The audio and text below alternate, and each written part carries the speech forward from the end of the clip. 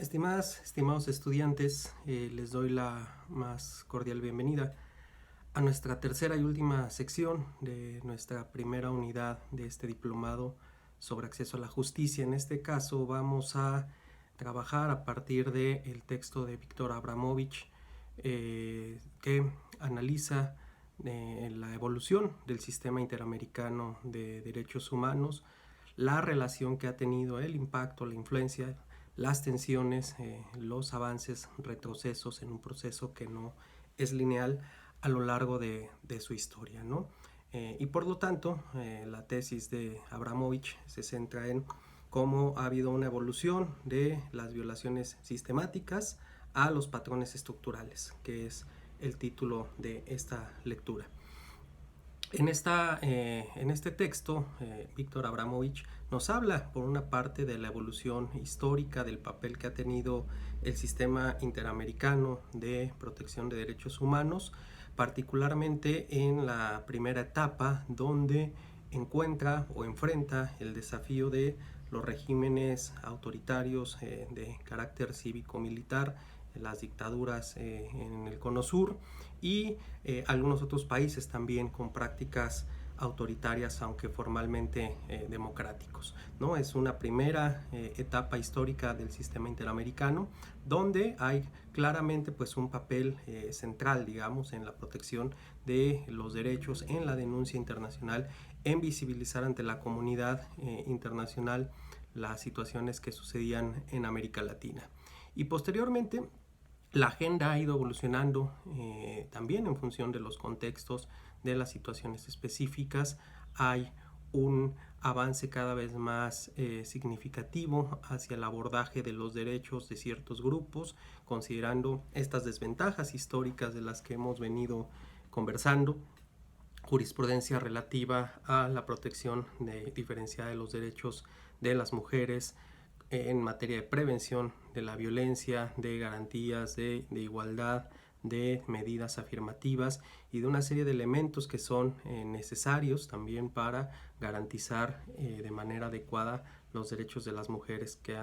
se han encontrado históricamente en una condición de subordinación y de jerarquía en relación a los hombres, derivado de nuestra estructura patriarcal.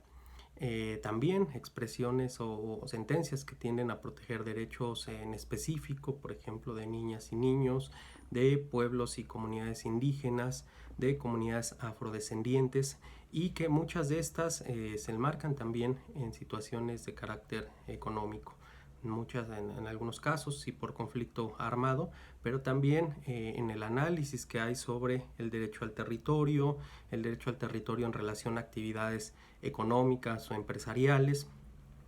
y la agenda actual que ha centrado, digamos, su atención en las violaciones de carácter estructural, en hacerlas visibles y en poder proponer formulaciones y soluciones desde el sistema interamericano. Y habría que tener como complemento una visión también crítica, digamos, de el papel que ha jugado este sistema, la erosión que ha tenido en relación a la legitimidad o el reconocimiento de parte de los estados, que ha pasado en la última década por una fase muy crítica, particularmente con la denuncia de la Convención Americana de varios países, significativamente Venezuela, pero que también el sistema interamericano, como parte de la Organización de Estados Americanos, pues no deja de tener un contenido y ciertas decisiones también de carácter político. Y eso es, digamos, innegable, y habría que verlo también con mucho detenimiento. Por una parte, si el activismo que desde la Organización de Estados Americanos se ha hecho de manera diferenciada, en todo caso, hacia ciertos gobiernos, y la crítica hacia ciertos gobiernos, y el silencio en el caso de violaciones de gobiernos de otro signo. Y también cómo la propia dinámica de los países ha transitado por varias posiciones. Por una parte, gobiernos que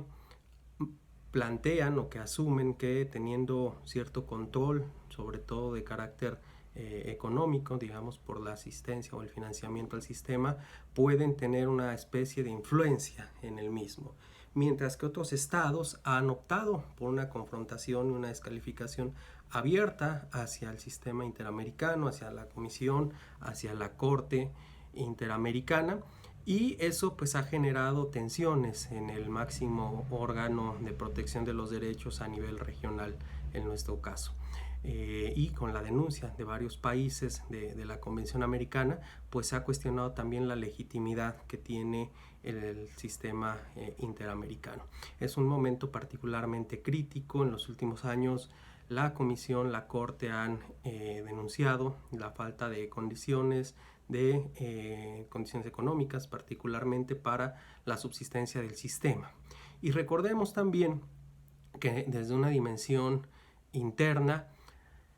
algunos países y en algunos estados se ha generado también un activismo muy focalizado hacia este sistema, lo que ha permitido llevar o visibilizar algunos casos, obtener algunas sentencias muy emblemáticas, pero al mismo tiempo una sobrecarga del sistema para procesar una cantidad de denuncias que cotidianamente se presentan por afectaciones de todo tipo, ¿no? Desde en el tema de la justicia cotidiana, violaciones a derechos de grupo, violaciones también de derechos de carácter estructural, y que esta suma de conjunto de desigualdades en América Latina, donde el debido proceso y las garantías judiciales y en general el acceso a la justicia es algo inacabado, incompleto y con una condición de cumplimiento diferenciada, también ha generado que se busquen respuestas a nivel internacional. Entonces hay varias situaciones en la actualidad que son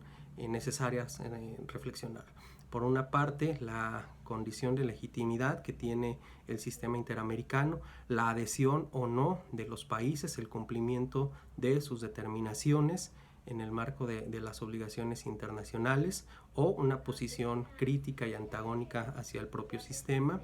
la viabilidad y el financiamiento del mismo, el sostenimiento económico del sistema interamericano, el activismo que se ha realizado por parte de organizaciones no gubernamentales, academia, movimientos sociales también, pueblos, comunidades indígenas, grupos de víctimas que han buscado y han encontrado en este sistema una válvula de escape y una respuesta frente a la denegación de justicia en nuestros países, y cómo podemos mejorar, fortalecer en todo caso este sistema, hacerlo mucho más eficiente y que pueda o posibilite una garantía de los derechos humanos en un contexto mucho más favorable para todas las personas. Bueno, con esto concluiríamos nuestra